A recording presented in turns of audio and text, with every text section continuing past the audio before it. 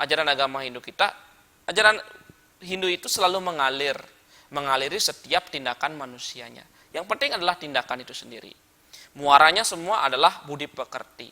Siapapun mengajarkan, dalam mata kuliah apapun mengajarkan, dosen, guru, pendidikan agama Hindu, dan budi pekerti muaranya adalah budi pekerti. Manis galungan, setelah manis galungan apa? Ada yang namanya ulian. Ulian ini ya versi Bali banyak sekali, nguliang itu bertaruh ring sujoroning kawitan gitu ya. Ulian itu artinya seken ya, artinya ulet dalam melakukan kegiatan bekerja itu. Jadi ini merupakan pesan juga bahwa ulian itu kita dituntun untuk lebih ulet bekerja dibandingkan membicarakan orang lain. Itu sebenarnya tujuannya ulian. Yang selanjutnya adalah pemacekan agung. Pemacekan agung ini adalah merupakan sebuah rangkaian atau ritus pemacek ya, pemacek. Jadi pemacek itu artinya memberikan simbol pikiran kita bahwa perlu ditunggalkan dengan ide yang widiwasa, pemacekan agung. Selanjutnya ke kuningan, nguningayang dewek ring sujoroning leluhur gitu. Setiap waktunya satwika kala ya, sebelum matahari raja gitu. Apakah ada mitos Dewa Berung? Itu tidak ada, itu sudah dijawab oleh Sundari Gama.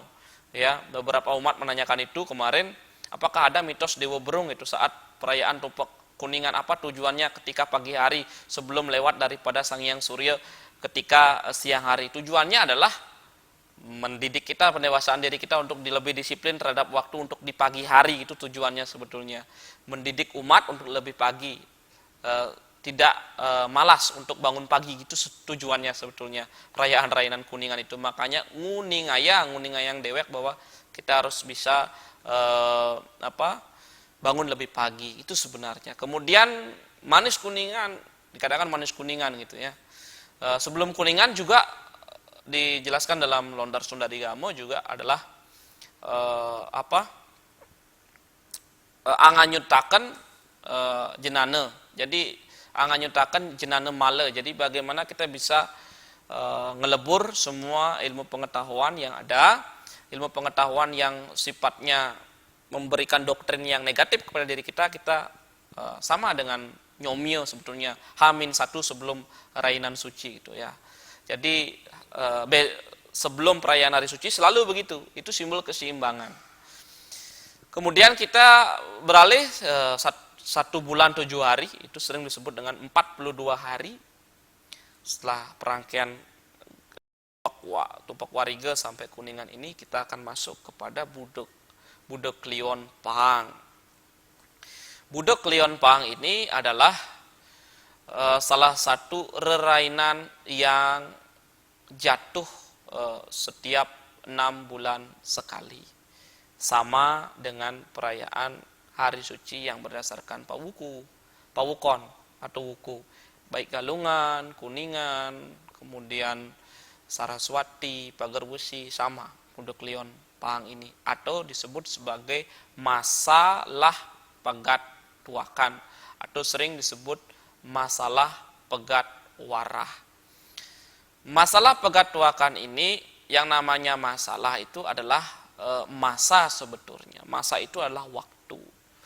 Kalau kita mengetahui waktu, bulan pitung dina atau sering disebut 42 hari, ya, pegat tuakan itu yang artinya pegat itu artinya putus. Kalau sudah putus, sudah berarti yang dihadirkan, yang disatukan, sudah barang tentu wajib dilepaskan gitu. Karena setiap konsep perainan suci apapun yang kita hadirkan, yang kita satukan, sudah pasti barang tentu kita lepaskan. Kita menghadirkan beliau Tuhan ya muncul ya para watak dewata kabeh itu temedun ring jagat gitu ya. Saat sugian Jawa, sugian Bali, tedun sami kita satukan dengan umat ini, manusianya apakah sudah bersatu atau belum gitu. Satukan pikirannya, apakah baik pikirannya, satukan sifat-sifat yang baik, perkataannya satukan sehingga manunggal. Kemudian perbuatannya disatukan.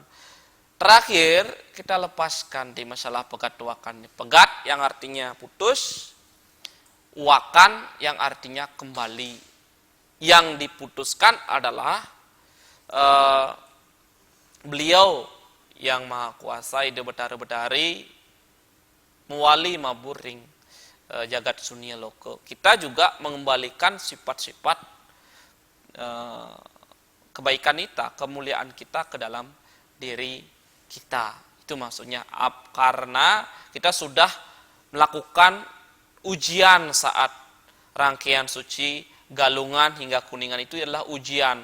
Apakah kita sudah goal dharmanya? Kalau sudah goal dharmanya, sudah baik, sesuainya sudah baik, berarti yang baik-baik inilah dipakai dan dikembalikan ke dalam diri untuk selanjutnya dijadikan bekal menjalankan swagina atau swagina dan swadharma kita menjadi umat manusia. Ini merupakan tujuan, ini merupakan esensi, ini merupakan makna dari masalah pegatwakan, bukan sekadar simbol masalah pegatwakan itu atau Buddha Rainan Buddha Klion Pang ini. Jadi semuanya dikembalikan. Salah satunya adalah simbolnya menurunkan atribut-atribut saat Galungan dan Kuningan. Penjor diturunkan, bambu itu diturunkan, ya, lamak-lamak, bakang-bakang, semuanya sampian itu diturunkan. Kemudian wastra-wastra pelinggi itu bisa dilepaskan, itu adalah simbolnya. Tapi dalam diri manusianya adalah ketika kita sudah goal dengan dharma kita, maka lepaskan yang hal-hal yang tidak baik itu. Kemudian kita mengembalikan beliau dalam wujud semulanya ke Sunya Loka. Kita memuja beliau dalam manifestasi beliau bergelar ide betari-betari leluhur kita, lepaskan kembali ke Sunya Loka. Kalau dalam diri kita ya mengembalikan kembali jenana wisesa kita di dalam diri kita. Itu maksudnya. Kalau di luar diri kita simbolnya banyak dilepaskan. Saat Buddha Klion Pang kemudian semua penjor diturunkan, kemudian lamak-lamaknya, bambu dan seterusnya itu dibakar dijadikan satu. Itu artinya memperlina, ya. Perlina itu bukan menghancurkan sesungguhnya. Itu pengertian yang keliru. Memperlina itu adalah mengembalikan yang ke wujud asalnya. Itu sesungguhnya, bukan merusak, mengembalikan wujud ke asalnya, ke aslinya. Ya, kalau air kembali ke air, kalau unsur-unsur alam kembali ke alam, itu maksudnya. Karena yang dibuat di penjor itu adalah unsur alam yang dikembalikan lagi ke alam dalam bentuk abu itu. Kemudian abunya itu sebagai simbol dimasukkan ke dalam bungka Nyoh Gading, ya. Kenapa dipakai Nyoh Gading atau kelapa gading? Ini ada maknanya juga, dan itu kasturi segitiga. Karena simbol agama Hindu kita kalau nggak segitiga pasti persegi empat, kalau nggak persegi empat pasti bulat. Karena segitiga itu adalah simbol api, ya, yang hanya bisa memperlina atau mengembalikan unsur-unsur sat-sat yang ada saat rainan itu, sampean dan seterusnya itu hanyalah api yang bisa memperlina, menyomia. Kalau nggak api, pasti yang menyatukan itu adalah air. Airnya itu adalah bungka itu sendiri. Disomia dulu, setelah itu dimasukkan di bungka yang berisi air itu sendiri, air bungka. Itu adalah pemuliaan, menyatukan, mengembalikan lagi ke wujud semula. Kemudian itu ditanam sesuai dengan simo dreste soang-soang. Itu biasanya ada yang menempatkan di sanggar lebuh di depannya. Ini sesuai dengan kesepakatan juga, ya, desa mau cara dreste masing-masing. Tidak ada benar dan salah kita berbicara mengenai dreste mau cara, tetapi rujukan sastranya jelas, semuanya diperlina saat melepaskan piranti atau sarana-sarana yang dipergunakan saat rangkaian Hari Raya Galungan dan Kuningan. Kemudian dimasukkan abunya itu ke dalam bungka Nyoh Gading, ya, yang sudah dikasturi, dibungkus dengan kain putih. Kemudian dimasukkan, kalau ada yang biasanya di salah satu desa atau dreste juga simo desa yang berjalan itu ada yang nanam di rongtlu biasanya di bawahnya. Ada juga yang di sanggar lebuh atau di tempat memasang penjor.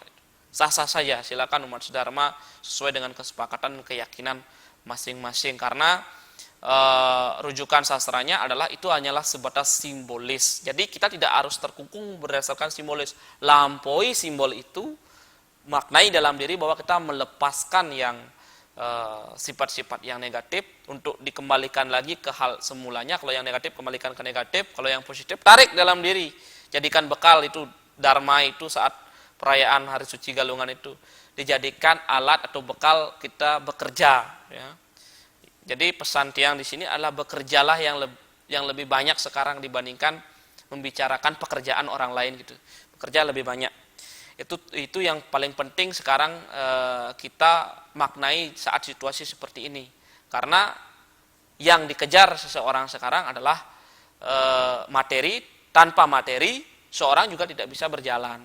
Tapi kalau kita tidak memaknai sebuah materi, kita tidak akan memiliki rasa syukur dalam diri kita. Jadi materi dan kerja ini selalu berjalan sama-sama. Oleh karena itu dengan Budok Leon Pang ini kita diminta untuk terbangun, bahwa kita melepaskan diri dari ikatan-ikatan simbol itu. Ya, itu kan simbol, penjor, simbol, semuanya simbol. Ya. Apa sih adanya tujuannya simbol ini? Ya kita harus pertahankan dan lestarikan simbol ini. Tujuannya adalah untuk mengingatkan diri kita, karena kita tidak bisa jenana kita ini langsung menuju beliau, ya lewat simbol itu kita bisa memaknai beliau. Begitu juga simbol ini menjadi sebuah makna tersendiri bagi umat untuk diajarkan untuk lebih rajin membuat banten, kemudian rajin untuk berkreasi seni, yaitu menghias penjor dan seterusnya, menghias wastra pelingi dan seterusnya, diajak untuk lebih rajin. Tujuannya sebetulnya umat Sedharma nggih. Jadi budaya itu diajak kita untuk lebih rajin berkreativitas. Tidak ada budaya itu atau sering disebut sebagai seni itu tidak ada mengajarkan kita menuntun ke arah yang tidak baik. Tentunya mengarahkan kita ke hal yang lebih baik, atau sering disebut sebagai menghaluskan pikiran dan perasaan kita, atau sering disebut sebagai sandinging lango, atau sering disebut juga sebagai sundaram itu sendiri. Karena ajaran agama Hindu kita tidak hanya bisa berpangku kepada satyam atau kebenaran, tapi kita juga berpangku kepada siwam, dan yang terakhir adalah sundaram. Satyam, siwam, sundaram ini adalah triwisesa bumi yang perlu kita peluk bersama, yakini bersama lewat tindakan kita yang lebih baik. Karena ajaran agama Hindu adalah pendewasaan diri dalam tindakan. Yang sering yang sampaikan di sini adalah seorangnya umurnya mungkin kelihatan tua atau dewasa, tetapi pemikirannya mungkin belum dewasa. Seorang yang kelihatan kecil, dia kemudian umurnya terlalu kecil, mungkin ya dianggap lebih dewasa. Karena apa? Memang umat Hindu mengajarkan kita, atau tuntunan sastra agama Hindu kita mengajarkan kita adalah pendewasaan diri dalam tindakan. Sana Tana Dharma, Sentana Dharma, atau sering disebut sebagai meregenerasi sastra itu dari satu generasi ke generasi yang lain. Kalau seorang kaku terhadap sastra, itu adalah seorang yang keliru sebetulnya. Kalau kita hanya terpaku pada sastra saja, itu akan kaku menjadi seseorang. Bukan berarti belajar agama Hindu. Kalau kita belajar agama Hindu uyut dogen, atau sering disebut sebagai biute dogen, itu berarti bukan beragama Hindu. Kalau kita beragama Hindu juga setelah beriannya kita ngerengkeng dogen dalam istilah Balinya, kita juga bermasalah di keluarga, berutang dan seterusnya, itu juga keliru beragama Hindu. Tetapi mari kita menyeimbangkan diri ini yang lebih baik. Tadi Tiang sampaikan dari Buddha, Pang Dadi Dewa itu konsep mengimbangi sesungguhnya. Pangtan bas ke dewan-dewan, pangtan bas ke buta-butaan gitu. Jadi menjadi manusialah yang sesungguhnya, itu maksudnya. Ke the best gitu ya. Yang dicari itu adalah the best itu sendiri, menjadi manusia yang sesungguhnya. Tidak terlalu ke dewan-dewan, ke spiritual terus. Ketika nantinya sedikit saja tercoreng namanya, kemudian merasa down dengan mental kita dan mental dengan spiritual itu. Atau kebutokala yang lebih banyak gitu ya, seketika menjadi spiritual gitu. Nah ini merupakan tidak konsep keseimbangan, ya biasa-biasa saja, itu yang lebih baik ya. Jadi seperti petapan bias di Pasih, sering yang sampaikan ini di pemirsa di program acara Dharma Wacana ini, seperti petapan bias di Pasih, biasa dogen. Ketika ada tamu wisata datang, bias itu sama dia bentuknya, dolar didapatkan gitu ya. Bias yang di pantai Kuta, di pantai manapun ya. Petapan bias ini ya. Petapan bias itu artinya kita meniru tingkah laku bias pasir gitu ya. Atau pasir itu sendiri. Ketika dia baik, pasir itu dijadikan apa? Jadikan pelinggih gitu. Jadikan padma dia, jadikan meru bahkan. Itu baik itu pasir. Ketika di buruknya kita ambil, dia biasa-biasa juga. Misalkan ada orang lewat bawa anjing kah, kencing di sana kah, dan seterusnya. Air garam itu selalu dia rasanya garam. Kemudian pasir itu selalu pasir dia. Dan dia tetap biasa-biasa saja. Jadi ruo binedo ikang jagat itu selalu ada. Jadi bagaimana kita menjadi orang-orang yang manu. Ini orang cerdas banyak, orang baik juga banyak. Nih ngerti ngalih nih ke yang sulit sekarang zaman sekarang, apalagi dituntut dengan kita bekerja terus, nyari pengupo jiwa, bekerja dengan baik, itu sangat sulit sekarang. Segelintir kita lihat seorang yang memiliki pengertian, gitu ya, walaupun dari sisi pendidikannya tinggi. Pengertian sekarang yang dicari adalah kesadaran diri masing-masing. Seperti yang tiang sampaikan dalam Arjuna Wiwaha, wiar tekang japo mantra yang keselimur dening Raja Muatama, hafal dengan ilmu pengetahuan, itu ya. Tapi kalau dari sisi tingkah lakunya, susilanya niki kita pertanyakan sekarang, umat Hindu kita disusila. Pokoknya membanten sampun, ngemargiang rainan sampun, kemudian semuanya sudah sampai lembaga berdebat gitu ya, lembaga umat berdebat. Tapi umatnya ini bagaimana gitu pertanyaannya. Kemudian mari kita sama-sama belajar, saring memberikan tukar tambah perspektif, ya, tukar tambah pemikiran, sekaligus juga tindakan kita yang perlu kita benerin gitu ya. Mulai dari dalam diri sendiri ya. Bijak sini dulu sebelum bijaksana gitu ya.